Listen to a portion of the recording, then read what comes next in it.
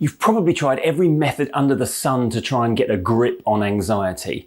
But did you realize the way you talk about it is super important? It not only reveals your belief system surrounding anxiety, but it also programs how you respond to it. And it might just be the reason that nothing is currently changing. In this video, I'm going to reveal the 5 ways that people unwittingly hold themselves back and explain a better way to talk about anxiety that will help you get the other side of it as quickly as possible. So welcome back to my channel, or if this is your first time, I'm Tim Box. I'm a mind coach, and for nearly 15 years now, I've been working with people to help them overcome all sorts of emotional and psychological issues, and in particular, helping them get control of anxiety. Every day on social media and in my one-to-one clinic, I hear people describing anxiety and their experience of it in such a way that only increases how anxious they feel and robs them of any agency and emotional control. With that in mind, in this video, I'm going to be listing the 5 words and phrases that you're probably using that are currently exacerbating your anxiety, and that if you stop saying them, will drastically reduce it. So in no particular order, here are the 5 things to avoid saying when talking about anxiety and what to say instead. The number of times I hear clients refer to their anxious thoughts or the severity of their anxious feelings as irrational. I even hear anxiety professionals describe anxiety as able to strike at any time for no reason. This does your mind a huge disservice and simply perpetuates the misunderstanding that your mental process has in some way gone wrong or is broken. The word irrational means for no reason, and the way you respond is never for no reason. There's always a reason why you think, feel, and behave in the way you do. Now, it might not always be the most logical reason, and it might not always be a reason you are consciously aware of. After all, the subconscious is much more imaginative than logical, and a lot of the beliefs held in that part of our mind are based on things we learnt from an early age, when logic wasn't our specialist subject. However, if we stop thinking of anxiety as irrational, then we can at least stop living in fear of some debilitating anxiety response striking out of nowhere. And we can also stop thinking that the reason we feel anxious is because we've in some way lost our ability to reason. So ditch the term irrational. At worst, our emotional responses can at times be illogical, but that's okay. We're all illogical at times. It's not a sign of malfunction and more a natural effect of pressure and stress. When I get an inquiry from a potential client, I would estimate that nearly 50% of people will at some point say something along the lines of, "I have anxiety." You also hear it all the time over various forms of media. The phrase, "I have anxiety," seems to be a ubiquitous comment that's thrown into a conversation to explain why a person behaves in any number of different ways. We need to stop doing this. Anxiety isn't something we have. It's like saying, "I have anger" or "I have fear." It doesn't make sense. We say, "I feel angry" or "I'm afraid." We say it that way because we're describing our own feelings and emotions. So why do we say it differently when it comes to anxiety? Because we believe anxiety is something more than an emotion.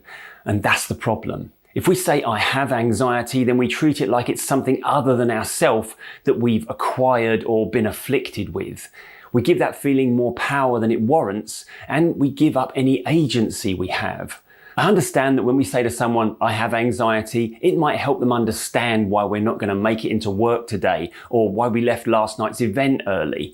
But don't make the mistake of thinking that this does you any favours. It just does the job of perpetuating any emotional burden you're currently carrying. It pathologizes the high anxiety response and makes you a victim of your own feelings.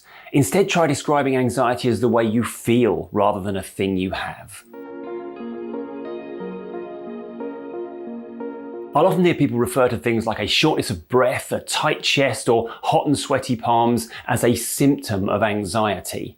Let's be clear here. The word symptom refers almost exclusively to signs of illness or disease. And as already stated, anxiety isn't a disease, it's an emotion.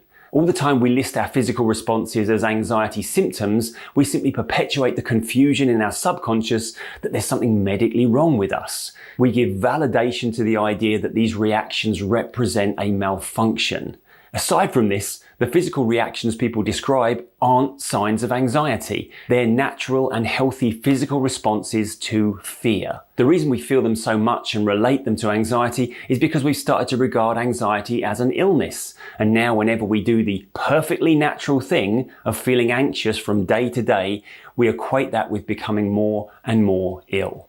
Instead of calling them symptoms, maybe try referring to them as sensations, signs, or responses. When it comes to anxiety or panic, the word attack is entirely incorrect and potentially misleading. Anxiety doesn't attack us. It's actually a part of our mind trying to protect us from harm. It's the very opposite of an attack. Neither is it something that happens to us. It's something our mind is deliberately doing to attempt to steer us to safety.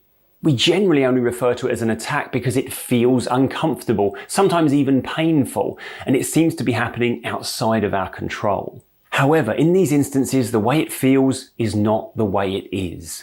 You might not be consciously or deliberately switching to panic mode, and that might be why it feels so scary. But rest assured, this is not an attack. This is a part of your automatic subconscious responses attempting to respond to perceived threat. The fact there's no real danger doesn't mean you're malfunctioning. It means you have a healthy human mind that has the potential to do what all humans do, make mistakes. Instead of referring to panic or high anxiety as an attack, simply speak of it more like a false alarm from a part of you that really cares. So this last one is probably where the arguments in the comments begin. You see, disorder is a word I have a bit of a love-hate relationship with. Technically speaking, it's entirely correct to refer to an anxiety response that feels inappropriately high as disordered. But that's not because disorder is synonymous with illness.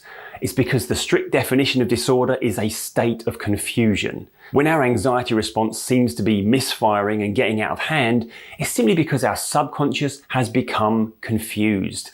Confused about what the appropriate and necessary emotional response actually is. But the problem here is that too often when we start talking about our anxiety as a disorder, we infer from that the idea of permanence.